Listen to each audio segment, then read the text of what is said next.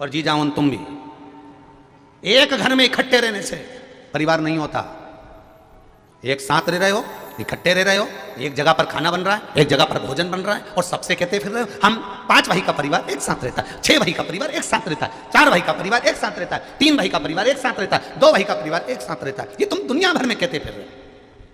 एक साथ रहने से परिवार नहीं होता। परिवार की प्रधानता होती है कि परिवार में कोई दुखी तो नहीं है, किसी को कष्ट तो नहीं है, जो आपको अपने दिल की बात बता दे, वो परिवार होता है।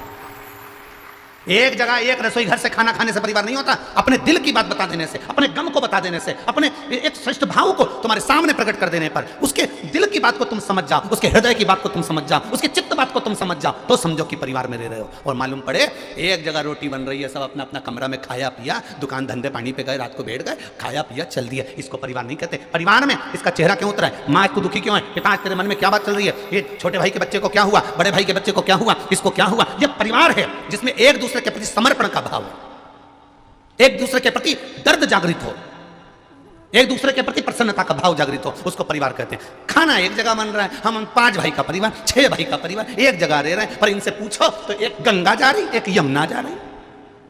बस खाना एक जगह बन रहा है, बाकी की खा भी एक जैसा नहीं रही है। इसका पति खाने आया तो जगदम्बा उतर के नीचे आई, फिर उसने परोसगारी करी, उसने बनाया। उसका पति आया तो जगदम्बा उसकी आई चंद्रघंटा, उसने खिलाया। फिर आ गई कुसमांडा, फिर स्कंदा, फिर उसके बच्चे आए तो उसने दूध भर कर दिया, उसके बच्चे आए तो उसने चाय बना कर दी, उसके बच्चे आए तो उसने बॉर्नविटा बना कर दिया। ये कहां की रीति है? 5 एक रसोई घर में मिलती, जी ला मैं थाली लगा दूं, जी ला मैं ये सामान कर दूं, उसको परिवार कहते हैं। दिन भर गप्पो जैसा मुंह बना के फिरे और कहें परिवार परिवार परिवार में दे, इसको परिवार नहीं कहते। प्रसन्नता जिस परिवार में होती है उसकी परिवार की उन्नति परमात्मा स्वयं करता है, स्वयं।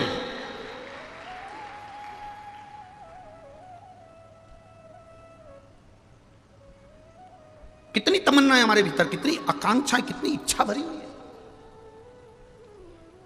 कितनी इच्छा। कोई ऐसा मिल जाए जो मेरे सारे दुख मिटा दे।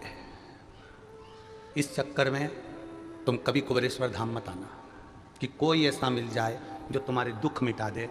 इस चक्कर में कभी तुम कुबेरेश्वर धाम मत आना, फिर कोई दूसरा महाराज के पास चले जाना जो तुम्हारा दुख मिटा दे। कुबेरेश्वर धाम पर आना तो इस चक्कर में मत आना कि कोई ऐसा मिल जाए कि मेरा दुख मिटा दे, क्योंकि किसी की सामर्थ्यता नहीं कि आपका दुख मिटा दे। राम जी का दुख राम जी को मिटाना पड़ा था, कृष्ण भगवान का दुख भगवान कृष्ण को मिटाना पड़ा था।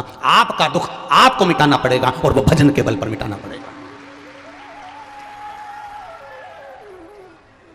इस चक्कर में मत आना कि आपका दुख सीहोर वाला महाराज काट देगा। ना ना ना ना, पहले भी काज फिर कर रहे हैं, तुम्हारे दुख को तुम्हें काटना है। कुछ चीजें ऐसी होती हैं जो व्यक्ति को खुद करना पड़ती है। पहली छींक, तुम्हें छींक आ रही है और तुम पड़ोसन से कहते छींक ले, तुम्हारी छींक पड़ोसन छींक लेगी क्या? जम के बोलो जरा। नहीं, तुम्हें खांसी चल रही है, अब जैसे हमको चलिए अभी थोड़ी देर में हम तुमसे कहते हैं ए हरी साड़ी वाली जी खांस ले, अब हमारी खांसी तुम खांस लोगी क्या? बोलते जाओ जरा। नहीं, सिर तुम्हारा दुख रहा है और दवाई तुम अपने पति को खिला दो और सोचो कि तुम्हारा सिर अच्छा हो जाएगा क्या? नहीं,